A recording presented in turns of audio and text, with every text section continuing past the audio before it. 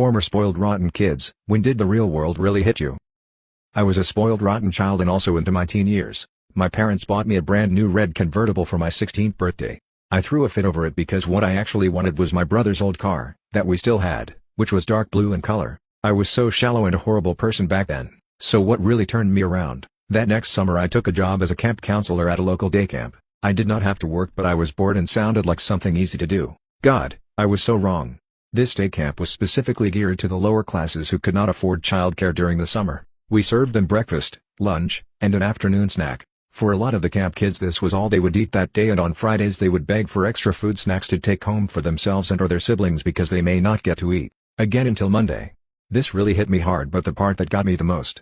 This one kid, around 5 to 6, would refuse to take their shoes and socks off, even if we were going to the public pool that day. I couldn't understand why until one day he came in limping, like his feet were causing him so much pain. I convinced him to let me help him get his shoes and socks so I could see what might be bothering him. Once I did, it took everything in me not to break down right there. His socks were covered in blood, his poor tiny little feet were covered in sores and his toes seemed to curl under a bit. He was in so much pain from the state of his feet. As it turns out, he had been wearing shoes about 3 sizes too small. His family couldn't afford new shoes. I took my lunch break and went out to buy him new socks and a few pairs of shoes. This broke me, which I definitely needed. It changed my way of thinking forever.